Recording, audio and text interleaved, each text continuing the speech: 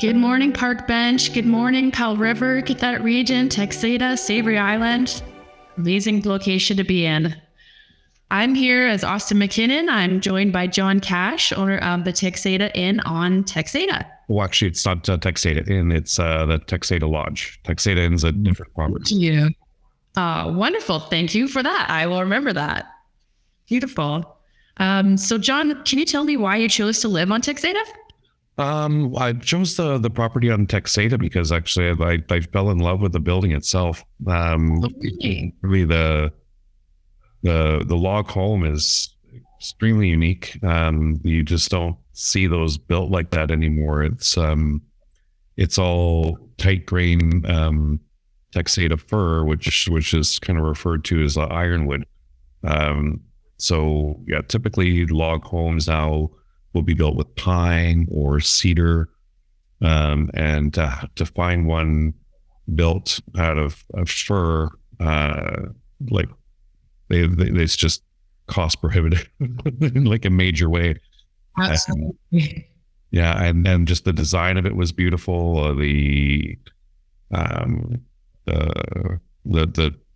quality and detail and the workmanship was exceptional. Wow. And it wasn't a diamond in the rough. It was just a diamond that needed polishing. So I bought it and spent about 6 months sort of restoring it back to what it should be. That's an exciting project. Yeah, it was great. Wow. No doubt all your guests can kind of sense how special that is as well. Oh yeah. I mean, I think the smallest log is like 16 inches in diameter, and some of the old, I've counted the rings on some of the older ones, which are probably a little bit like more than 100 years old. Wow. It was built in 96. And yeah, I mean, it's just, it's quite special. That is incredible. So now that you've been there a little while, what do you love most about the island? The size, the community, the people are really just really friendly and really open. And because of the size, it's the largest of the Gulf Islands, so there's so much to see and explore. I think it's really, and the accessibility from either the Sunshine Coast or Vancouver Island is really nice. That you can kind of get either one. You can manage the ferries. Yeah, we're in the middle of that. And Definitely helps a little bit.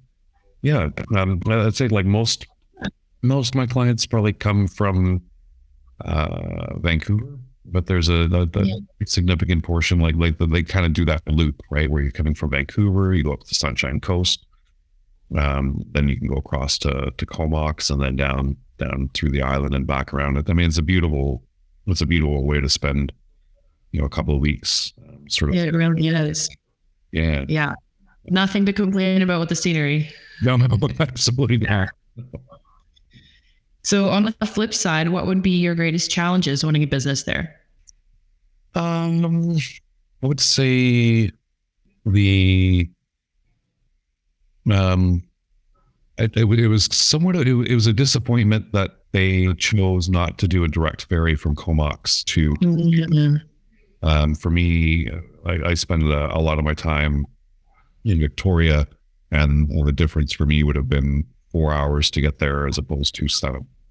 That's yeah, and then the multiple ferries and so on. I mean, I think as a tourist, it's a nice drive, and then you get the beautiful ferry to go on to and all that kind of stuff. But for me personally, the back and forth is restrictive. Yeah, that's definitely one of the biggest things people talk about up here. Well, I mean, when I bought it during COVID, and they were planning on doing a test run of the direct ferry, and then because of COVID, they canceled it. And then when they changed, the BC Ferries changed who was going to be doing the planning and stuff, and with staffing issues and so on and so forth, they just decided not to do it. So that was a big disappointment. I think that was a real that could have been for the business community a real the equivalent of bringing in a direct highway. Yeah, for sure. Yeah, it's been kind of brutal, the aftermath of the pandemic for a lot of businesses. No, absolutely. And I mean, just the accommodation, the availability of accommodation on Texada was really small to begin with. I mean, it's expanded quite a bit in the last year, I guess. There's certainly more Airbnbs and things like that on the island. So, but yeah, I mean, I owned a lodge in Port Renfrew for 20 years, Okay.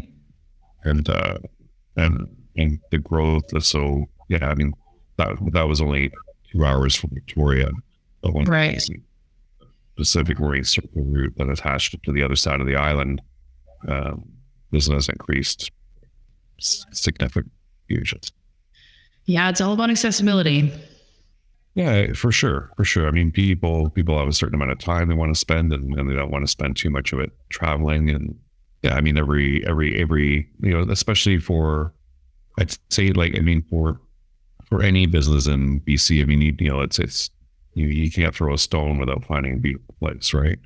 But I'd say in terms of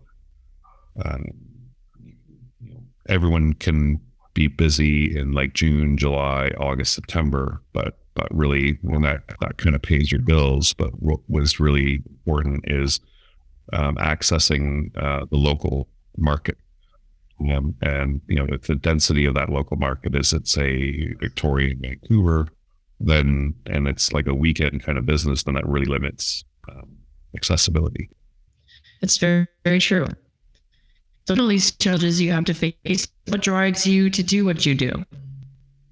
Well, like I said, I mean, I grew up in Toronto, and I spent a couple of years in, I was a chef, and I spent a couple of years, several years sort of traveling around, and decided I wanted to do a traveler's hostel, and I found a place in Renfrew, and after doing the West Coast Trail, and I sort of fell into that for about 20 years, and I just love that lifestyle. So moving from like a city of 5 million to a town of 300, it's fairly dramatic.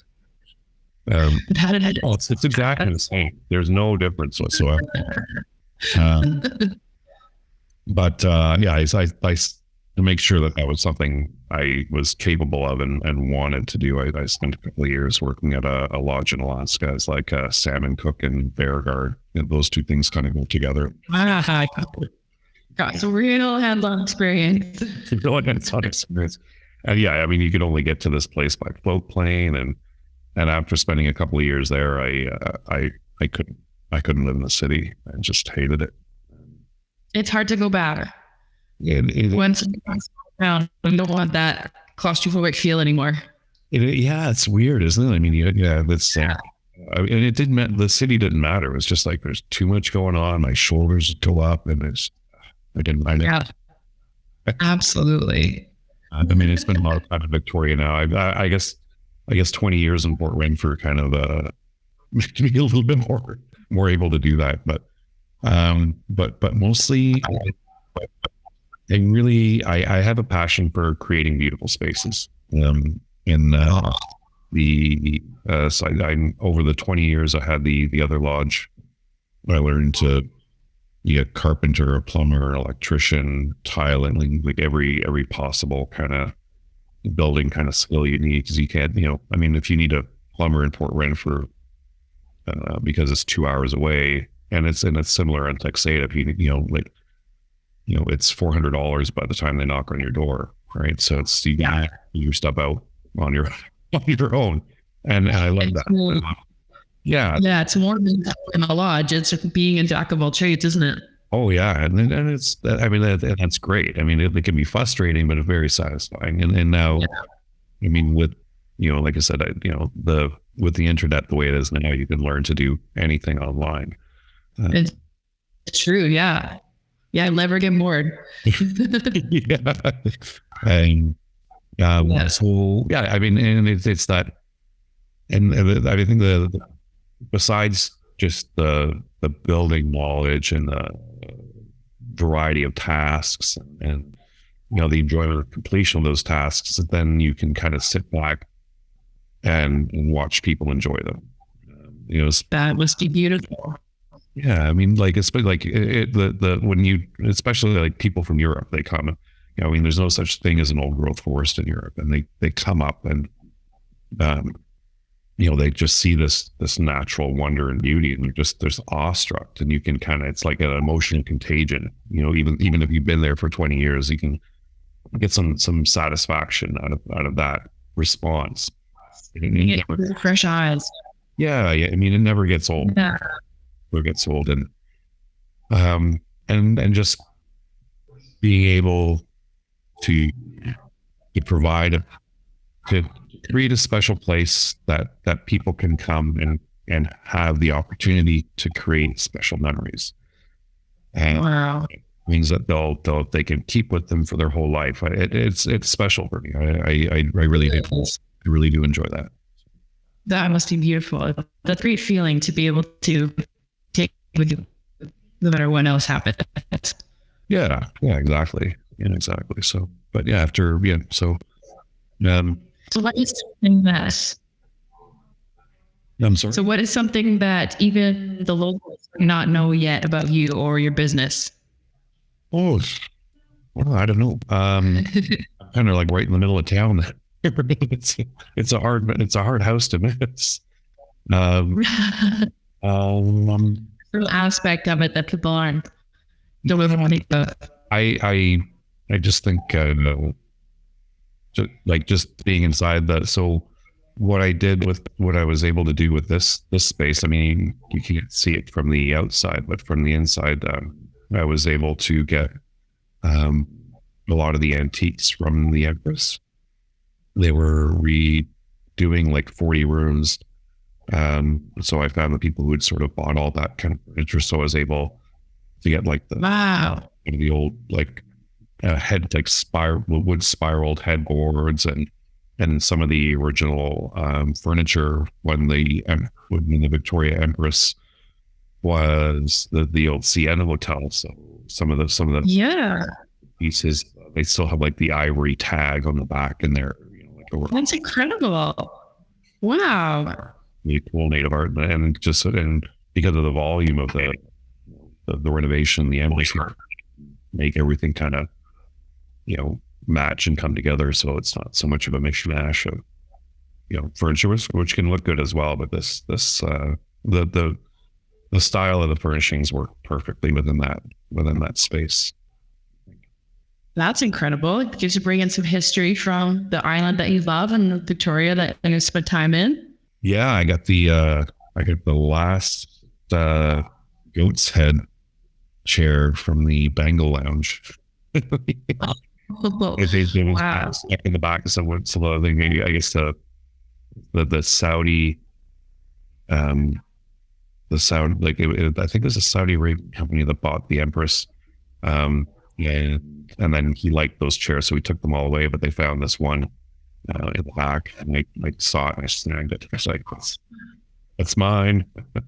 That's exciting. Congratulations on that, kind of that amalgamation of where you were and where you are now. Yeah, no, it's neat. It's like, I think all the like, it was all built in Montreal, and then they got shipped out. So, I mean, the history and the history of the pieces are pretty neat. No kidding. Well, thank you for sitting down with me today. It's been a pleasure to get to know you, and I cannot wait to come and visit your beautiful lodge. Thank you very much. Yeah, I look forward to hosting. That'll be wonderful. Have an excellent day, and I'll talk to you later. Hi, workbench. Bye-bye.